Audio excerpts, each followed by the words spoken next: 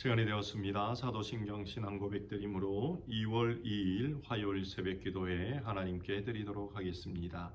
전능하사 천지를 만드신 하나님 아버지를 내가 믿사오며 그 외아들 우리 주 예수 그리스도를 믿사오니 이는 성령으로 잉태하사 동정녀 마리아에게 나시고 본디오 빌라도에게 고난을 받으사 십자가에 못 박혀 죽으시고 장사한 지 사흘 만에 죽은 자 가운데서 다시 살아나시며 하늘에 오르사 전능하신 하나님 우편에 앉아 계시다가 저리로서 산자와 죽은 자를 심판하러 오시니라. 성령을 믿사오며 거룩한 공예와 성도가 서로 교통하는 것과 죄를 사하여 주시는 것과 몸이 다시 사는 것과 영원히 사는 것을 믿사옵나이다. 아멘. 찬송가 380장입니다. 찬송가 380장 나의 생명 되신 주. 나의 생명 되신 주 주님 앞에 나아갑니다. 주의 흘린 보혈로 정케 하사 받아주소서. 날마다 주를 찬송하겠네. 주의 사랑의 줄로 나를 굳게 잡아 매소서. 괴로운 세상 지낼 때 나를 인도하여 주소서. 주를 믿고 나가면 나의 길을 잃지 않겠네. 날마다 주를 찬송하겠네. 주의 사랑의 줄로 나를 굳게 잡아 매소서. 세상 살아갈 때에 주를 더욱 사랑합니다. 밝고 빛난 천국에 나의 영혼 들어가겠네. 날마다 주를 찬송하겠네. 주의 사랑의 줄로 나를 굳게 잡아 매소서. 아멘. 기도드리겠습니다. 참 좋으신 아버지 하나님, 오늘도 이 새벽에 우리를 깨우시고 하나님 앞에 불러주심으로 하나님의 이름을 높여드리며 또한 하나님을 의지하는 믿음의 고백을 올려드리게 하심을 감사드립니다. 이 새벽에도 하나님께서 우리를 깨우신 분명한 이유와 목적이 있음을 압니다. 그 목적을 이루기 위해 주님 앞에 잠잠히 나와 엎드리오니 살아계신 하나님, 주의 백성들 위해 필요한 은혜 부으시고 오늘도 말씀으로 찾아오시며 또한 교훈하여 주심을 통하여 생명의 진리의 말씀을 듣고 순종하는 복된 이 시간 되어질 수 있도록 은혜 베풀어 주옵소서. 예수님 이름으로 기도드리옵나이다. 아멘. 이 시간 함께 나눌 하나님 말씀은 마태복음 9장 14절에서 26절까지 말씀이 되겠습니다. 마태복음 9장 14절에서 26절 말씀입니다. 우리 다 같이 한 목소리로 읽도록 하겠습니다. 그때에 요한의 제자들이 예수님께 나와 이르되 우리와 바리새인들은 금식하는데 어찌하여 당신의 제자들은 금식하지 아니하나이까? 예수님께서 그들에게 이르시되 혼인집 손님들이 신랑과 함께 있을 동안에 슬퍼할 수 있느냐? 그러나 신랑을 빼앗길 날이 이르리니 그때에는 금식할 것이니라. 생배 조각을 낡은 옷에 붙이는 자가 없나니 이는 기운 것이 그 옷을 당기어 헤어짐이 더하게 됨이요 새 포도주를 낡은 가죽 부대에 넣지 아니하나니 그렇게 하면 부대가 터져 포도주도 쏟아지고 부대도 버리게 됨이라. 새 포도주는 새 부대에 넣어야 둘이 다 보존되느니라. 예수님께서 이 말씀을 하실 때에 한 관리가 와서 절하며 이르되 내 딸이 방금 죽었사오나 오셔서 그 몸에 손을 얹어 주소서. 그러면 살아나겠나이다 하니 예수님께서 일어나 따라가심에 제자들도 가더니 12해 동안이나 혈루증으로 앓는 여자가 예수님의 뒤로 와서 그 고독가를 만지니 이는 제 마음에 그 고독만 만져도 구원을 받겠다 함이라. 예수님께서 돌이켜 그를 보시며 이르시되 딸아 안심하라 내 믿음이 너를 구원하였다 하시니 여자가 그 즉시 구원을 받으니라. 예수님께서 그 관리의 집에 가사 피리 부는 자들과 떠드는 무리를 보시고 이르시되 물러가라 이 소녀가 죽은 것이 아니라 잔다 하시니 그들이 비웃더라.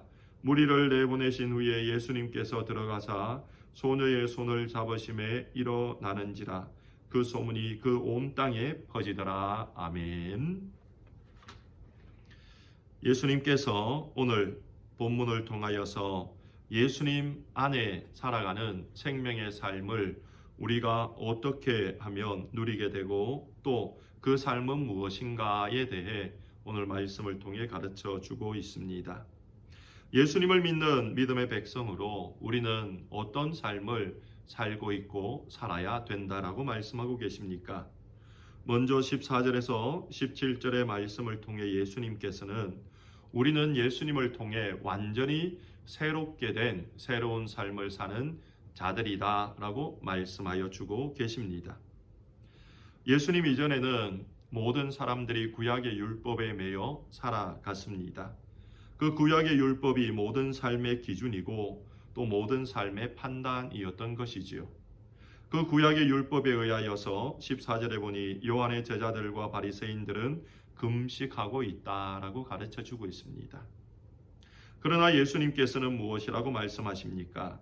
예수님이 오신 이후에는 구약의 모든 율법은 이제 낡은 가죽 부대와 또 이 낡은 포도주다라고 말하고 계십니다.